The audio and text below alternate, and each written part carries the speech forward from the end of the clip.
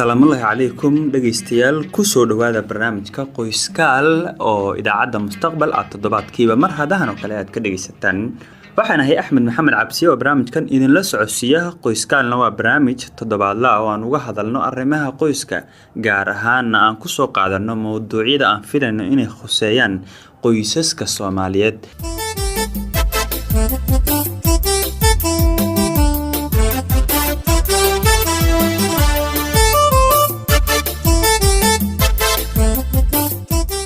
barnaamijka toddobaad kale waxaa marti inoogu ah Abubakar Cadow Cali. toddobaadyadana waxaanu ka hadlaynay hababka ay u kala horeeyaan qaababka qoyska loo dhiso iyo mowduucyada khuseeya. toddobaadkan Abubakar soo dhawow. waa masantahay Axmed. waxaan doonaynaa toddobaadkan inaanu ka sii hadalno xulashadii lamaanaha oo aan doonayno inay dadku wax badan ka fahmaan qaababka loo xusho lamaanaha ama qofka aad nolosha la qaybsanayso. si kale haddii aanu idhaahdana qofka aad guursanayso nolosha la wadaagiso. marka Abubakarow bal mowduucan iyo muhiimadda uu leeyahay, sababta xulashada loo sameeyo. mowduuca muhiimadda uu leeyahay oo ah si kale haddii loo dhegeysto marka la dhahdaadnana sababta xulashada loo sameynayo waxaa waaye horta waxa loo guursanayo. guurka waxa keena waa baahi. guur nooca aratid nooca yani inaa ku macaansatid ku raaxaystid aratid. marka guur qurux badan oo ku fashilmin oo maxay tood noloshaadii wixii ka maqnaa afilaysi iyo wax kale oo maanka ku inuu ka maqnaa ba ka heshid wax dhiban aan kala soo gaarin inuu noqdo oo wax leeg kaaga soo zaayidaan wixii aad ka rabtin wax kamid aadan ka weynin wax dhiban aan kaaga imaan soo noqdo oo macnihii uu noqdo guur farxad ku dheehan tahay uu ahaado ayaa xulasho loo sameynayaa. Soomaali waxay tiraahdaa gacan mugdi la taagay waxay mudan alla og maxay tahay ama gabay uu ahaa abaan guur u lahayd. haddii in la ku gashid guurka sidii aad rabtay inuusan noqon dhici karta, laakiin haddii aad cilmi iyo halbeeg iyo wax iska fiiris iyo ku xiisid waxay u badan tahay alla inuu garab garaayo oo dadaalkaaga alla uusan dayicin oo Ilaahay subxaanahu wa ta'aala leeyahay in Allaha laa yudiicu ajra al-muxsiniin oo alla reer fiican saas meeshaas kaga sahlayo. way Abubakarow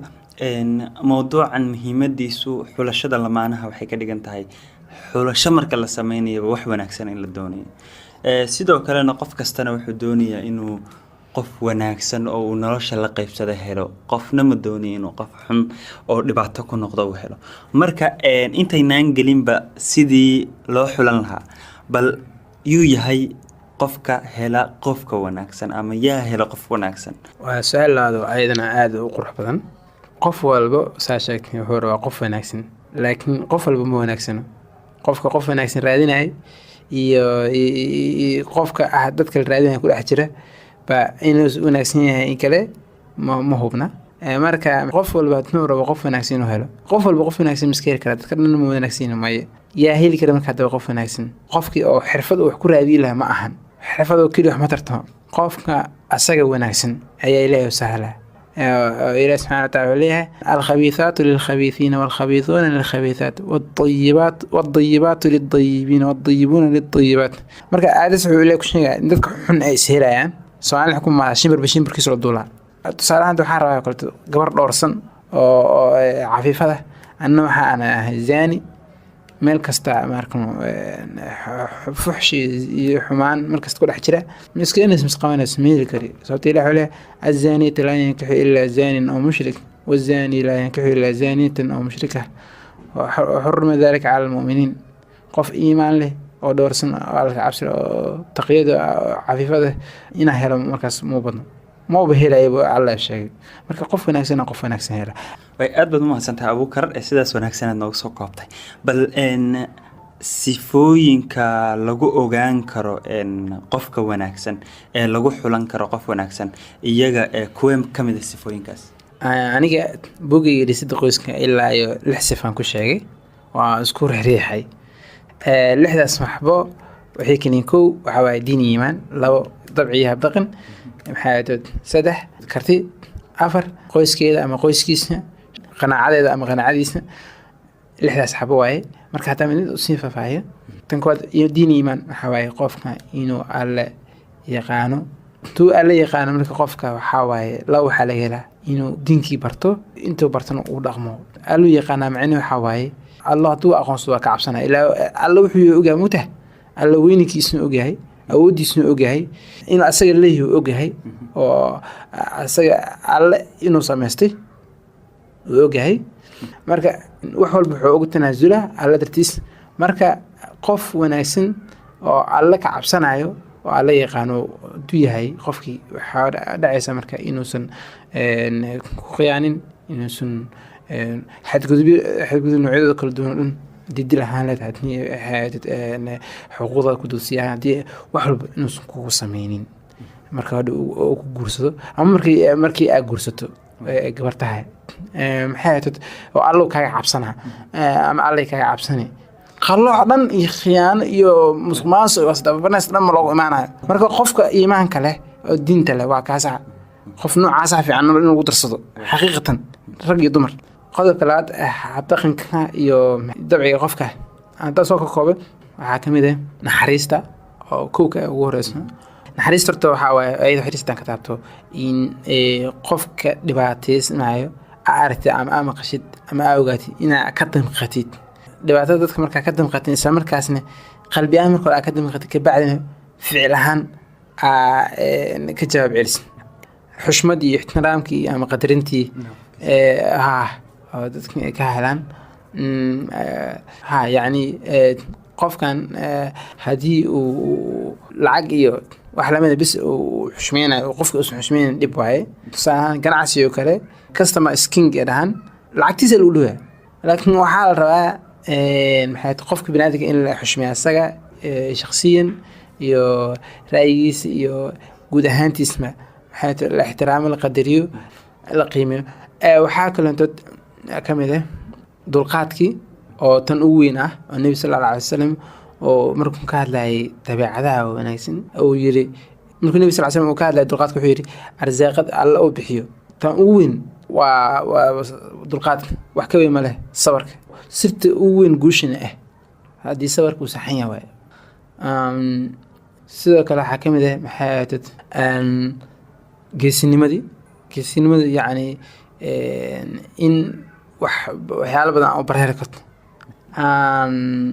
waxaa kaloo ka mid ah furfurnaanshaha iyo bashaashnimada waa furfurnaanshaha bashaashnimada waxaa waaye Soomaali xitaa weji furnaa laga loo furnaa ma galo haddii qofta aan nolosha la qabsanaysa ama qofka aan nolosha la qabsanaysa dadkaaga hadduusan soo dhaweynin ama dadkaaga haddiisan soo dhaweynin waa dhibaato oo yacni anu furfurnaado anu bashaash ahaado nabiga sal ll slam wuxuu leeyahay walaalkaaga oo u dhool cadayso waa sadaqo ku tahay wuxuu ku leeyahay wejigeeda isku fura wuxuu leeyahay haddii inta nebi maxamed leeyahay aan qaadanayn adduunya aakhira waa liibaanayn marka kan waxaa saddexaad oo qofka lagu dooran karo waa kartideeda ama kartidiisa kartideeda markii la lahayo ama kartidiisa waa qofka waxaa laga rabaa saddex wax kow xilkasnimo labo howlkarnimo saddex karti isku xiran xilkasnimo waxaa waaye wixii waajibaada u yaala inuu ogyahay ama inay ogtahay oo yaqaano labo hadduu ogyahay waxaa looga baahan markaas howlkarnimo waxaa waaye in uu wixii uu sameynayo diyaar u yahay inuu sameeyo ka go-an tahay maalan inuu cashirka iska akhriya u taalo inuu shaqadii si fiican qabsada u taalo waa ogyahay in laga rabo waxaas inuu qabsado diyaar uma ahan saddex karti inuu sameyn karo xaajiskiyaa ka mid noqon karaa karti la-aanta waxaa ka mid noqon karaa maxay xanuun kaleeto qofkii hayo oo qofkan waaba iska markan sirriyaal uu noqday ama xanuun xagga dhimirka ama maskaxda qofkii ku dhacay kartidii meesha ma taala marka kartidaas ayadana muhiim waaye qodobka afraad marka waxaa waaye maxay ahayd qanaacadaada qofka markaa guursanaysid markaa guurkiisa go-aansanaysid ama guurkeeda go-aansanaysid waxaa la rabaa ugu yaraan inaad ku qanacsantahay ugu badnaan inaad jeceshahay jaceylka shardi maan mana la diidayo markii la isguursanayo guurka ka hor inuu imaado wax ceeba oo gaara malahan maxay tad shardina ma ahan oo ilaa inuu jiro lama laakiin waxa loo baahan yahay waxay tahay oo aad iyo aad loogu baahan yahay waxay tahay markii la isguursanayo in uu yaraan la isku qanacsan yahay haddaan la isjeclaan hataa qofka aan nikaxsanaysa ama ku nikaxsanaya haddaadan ku qanaca haddaadan jeclaan hataa inaad ku qanacsan tahay guurkiisa ama guurkeeda shakhsiyan inaad ku qanacsan tahay ma inaad lacag isku qasbaysid loo baahno inaad dhaqaale isku qasbaysid maxaad inaad isku qasbaysid loo baahno sharaf iyo baalkii afinas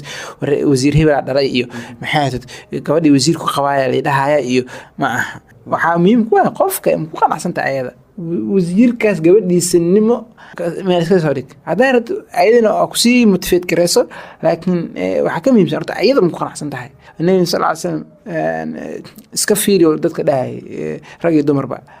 war ma iska fiiri samee iska fiiri marka inaad ku qanacsan tahay waa tan afraad shanaadna waxaa waaye qodobka waxa shanaad oo ku dooranaysa waxaa waaye qanaacadeeda ama qanaacadiisa hataa gabarta hadaa wiiltaa qofaa kugu qanacsaneen waxba nolol ha ku darsan waa taladeeda daacadda uu ku noqon karo ayaa iska yar qofkuna meeluusan daacad ka ahayn meeluusan ku qanacsanin 100% daacad kama noqon karo isaan waxay ku maadaa dooro qarqabsho biim ku cabto aad hadaa qanacsanin si fiican reerkaas ma wada kartid ayada ama asaga haduu qanacsanin qofka kalaana si fiican reerkaas ma wada karo hadaa labadiina isku qasbantiin karo oo qofna fardi afraha baa la soo yiri qofna dhaqaale fiirinayo ama magac fiirinayo ama labadiina fardi afraha baa la fiirinaysiin ilmo la isku daraayo wala ilmaha isku darsan la yiri war ilmo meesha ma joogan dad waaweyn oo reer dhisaya waa xoriyadooda in la siiyo xulashadooda loo daayaa muhiim waalidiinta taas ay ogaadaan marka kan lixaad u dambeyn waxa waaye reerkeeda ama reerkiisa reero badan wax laga dhaqan waaya la arkay aanan jiraan marka gabadha aan nolosha ku darsanayso reerkeeda ama reerkiisa wiilka aan nolosha ku darsanayso reerkiisa ina iska soo ogaato yani dad laga maadaama la macaamilmayso la dhaqmayso hadhow dhex galayso oo xidid aad noqonaysaa aad iyo aad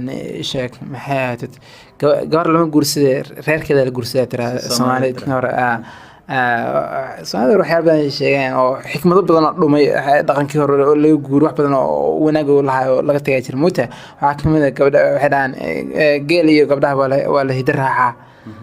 hooyada la fiirna marka ayada wali waxa xataa markii kartida la fiirna hooyada hadda qaabka wax u maamulaysa la fiirna hooyada iyo habarteedii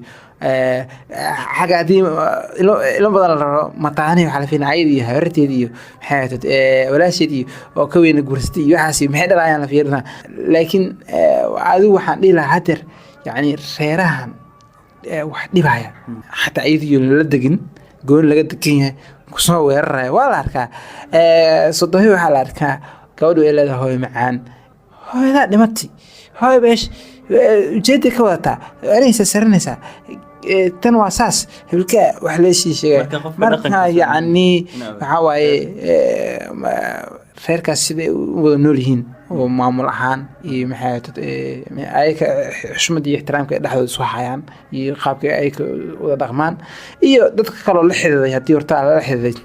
qaabka ku yihiin waxaasi waxay ka ogaan karto ina ka soo ogaatid way aad baa mahadsantahay bal su'aal kale muhiim ah jacayl baa jira Soomaalidu waxay yiraahdaan iyo dad kale caalamka jacaylku indhama leh qof kasta ku gali kara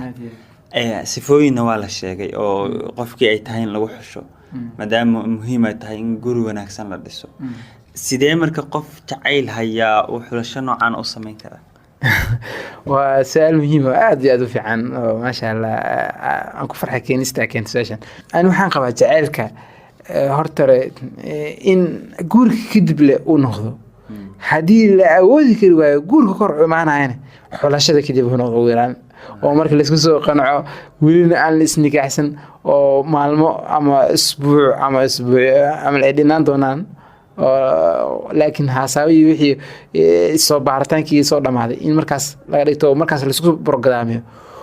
markaasna yani jacaylku waxa iska dhacaysi waxa isku programmeeyo moogtaa qofta marka jeclaan is wanaagideeda arkaysa wixii isku buubuun isku nafta buubuun wanaaga muuqaalka kaliya qofka muuqaalkiisu kaliya isku buubuun shakhsiyan waxyaalahan kale ku dooratay na aad buubuuni oo naftaada aad oo gad markaas ka horna iska ilaali difaac ka gar jaceelka hadda dhalinyarada hadda oo gurtoonka waxa uu sheegayaa inay difaac ka galaan jaceelkooda inuu ka soo hormaro xulashada marka intay u dhamaan ka hor xulashadii ama bilow ama dhax inuu jaceelka imaado inay difaac ka galaan si uusan u dhintarin oo isku qas marka laba mid ay imaanayso hadii uu xulashada ka soo hormaro waa mid halista ka hadashay in caqabad ku noqdo xulashadii oo kaliya qofkii wuxuu u jeedo guursani waayo naftaadii rabto marka automatically nafteedu naf beerta nafteedu marka waxay naftaadii rabtadii nafti ku qasabtay xulashadii ka qalantay guurkii ka qalacday waa ilaa naftii la dagaalantay ka xoog badisay waa sida lagu faray in nafsa la amaaratun bisu maana nafi shaydan soo la wacdo nooma naftu soo carur amal oo in la hagala waxa naftii la dagaalanta ka diiday qofkii waa iska raacday xanuun qalbiga ka dareemayso naqana marka hore xanuunkaasi ka soo hortagtaa fiicnaan leed qofka waxyaabaha u diidi kara dabcan waa ka soo hadashay oo jacaylkii baa kamid qodobada kale diidi kara inuu qofkan sifooyinka raaco kuwa kamid deegaankii ama bulshadii ugu dhex jiray tusaale ahaan qof wuxuu isleeyahay ka wareyso oo qoftan kaaga aqoon badan tusaale wiil asaga jaamacada isla dhigtaan gabadhi wiil maxay jaamacada isla dhigtaan dirisna yihiin ama wiil ay diris yihiin isleeyahay inta ka badan ka ogaa ay qaanan uu weydiimaa wiilkiina asaga raba gabadhi markaasuu 15 ceeb oo been ooga sheegayo waxyaalo been oo xumeena ilaa ka raacdisana ama ayadii qaraabiin gabadhi asagii qaraabiin wax isku yihiin aslee waa asaga kaaga dhow kaaga ogaar badan wax ka wadi caqabada ku noqon kartaa xulashadii waxa kale caqabad ku noqon karaa qofkii nafsadiisa inuusan aqoon badan u leeyahay qaabka wax loo xunaa waxa kale caqabad ku noqon karaa maxaa ahayd in asagii uu hadii xataa aqoontu ilaa ama loo soo sheegay uusan fulinaynba يعني وحي هور سيد هور لو سيجي دقين هور شكاس عاد واي ولا شكاس ولا ديسكورس حاس محل كاga sheega horta muhiimada kood waxa ihtimaamka ma siinayba يعني dadka dhahay shkaas maxal kaga sheegay guur maxal kaga sheegay dadka la sameeyo waxa ma wax la isku sheegay dadkaas waa dadka wax ka kharimaan waayo waana did tala did Abu Bakar oo aad baa mahadsan tahay bal talooyinka hadii aad raacsato aad kula talinayd qofka doonay hadii inuu guursado inkastoo soo sheegtay sifooyinkii maxaa hadda kula talinayd ugu dambeyn waxaan kula talin lahaa in oo aad waqti badan u geliyo xulashada waxay dhaan markii aan waxaan soo bartay maamul markii aan dhiganayni maadooyinka maamulka markii qorsheynta laga hadlayo xamiid waxaan dhigi jirnay oo 10 qorsheynta qaadanayna qorshay waqtiga qorsheynta ku bixinaysan 135 waqtiga 135 waqtiga qorsheynta ku bixi oo qorshii sameyntiisa ku bixi 125 fulintiisa ku bixi anaka la kasoo action sameeynayo maamul shirkad iyo maamul dawlad iyo wax kale iyo mid reer iyo wax doonaha aade qorsheynta waqtigiisa aad u yareena oo u bubsinayo waqti far badan qorshe sameynta ma gelino laakiin fulintii aan waqti dhan u soo wada haro marka fulintii waqti badan ma baahna qorsheynta waqti badan ma baahan oo soo sameyntii soo dharandirintii marka hore marka yani ihtimaam weyn hala siiyo xulashada waa noloshaada inta dhiman oo qof ku darsanaysid waa u mahadsan yahay dhageystayaal waxa ahaa Abu Bakar Caddo Cali barnaamijka qoyskaal ee toddobaadkan ayuu marti inoogu hawad ku maasantiin idinkuna dhageysigeena tan iyo barnaamijka xiga nabadgelyo